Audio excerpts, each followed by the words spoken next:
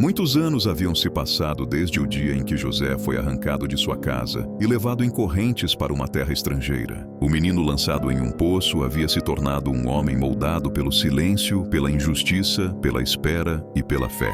O escravo virou prisioneiro, e o prisioneiro, pela mão de Deus, foi elevado a um lugar que ninguém jamais poderia imaginar. O Egito já não era mais um cenário de dor para José. Tornara-se o palco onde Deus revelava aquilo que esteve escondido por anos. Depois de interpretar os sonhos de Faraó com clareza e sabedoria, José foi exaltado em um único dia. Recebeu autoridade sobre toda a terra do Egito, sendo o segundo no reino, abaixo apenas do próprio Faraó. As roupas simples da prisão foram trocadas por vestes finas. O ferro das correntes deu lugar ao anel de autoridade. O homem vendido por moedas agora governava o maior império de seu tempo. Mas o poder não apagou a memória. Quando a fome se espalhou pela terra, povos de todas as regiões passaram a ir ao Egito em busca de alimento. Filas se formavam. Rostos desconhecidos passavam diariamente diante de José. Até que, em um desses dias, ele viu rostos que conhecia muito bem. Seus irmãos estavam diante dele. Eles não o reconheceram, mas ele os reconheceu imediatamente.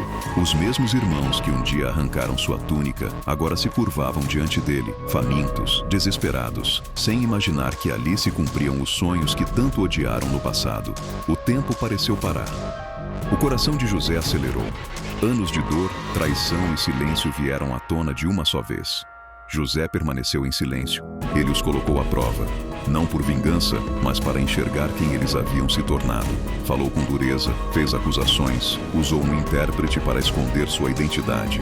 Queria saber se o arrependimento havia transformado aqueles homens, se o sofrimento tinha quebrantado seus corações. Quando ouviu seus irmãos falarem do irmão mais novo, Benjamim, José quase perdeu o controle. Quando mencionaram o pai, agora velho e ainda marcado pela dor, José precisou se afastar para chorar em segredo. A ferida ainda existia, mas a graça também.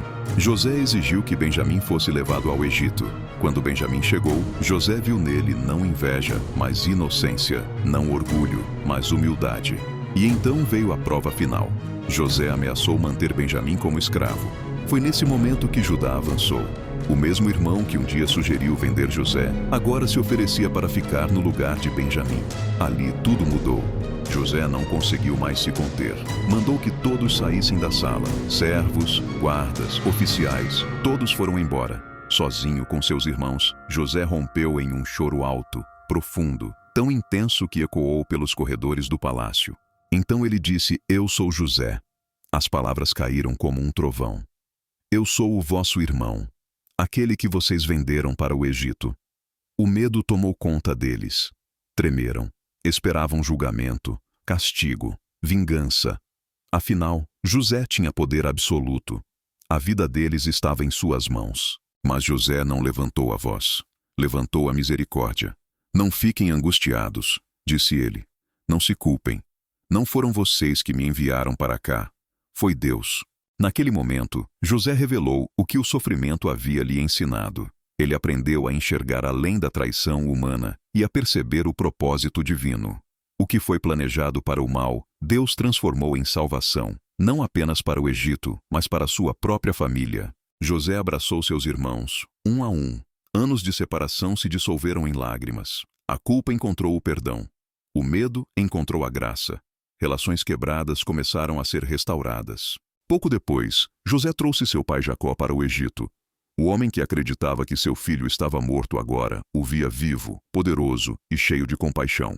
Jacó chorou, o Egito testemunhou, e Deus cumpriu sua promessa. José estabeleceu sua família na terra de Gósen. Mesmo vivendo em posição de honra, José jamais permitiu que o passado fosse apagado de sua memória, porque ele sabia que lembrar não era o mesmo que guardar rancor. Cada decisão que tomava como governador era marcada por humildade e temor a Deus, consciente de que todo o poder lhe havia sido confiado, não conquistado. Ele compreendia que sua autoridade não existia para exaltar seu nome, mas para cumprir um propósito maior que atravessava gerações. Assim, José governava com o coração alinhado ao céu, sabendo que sua história pessoal havia se tornado parte do plano eterno de Deus para um povo inteiro.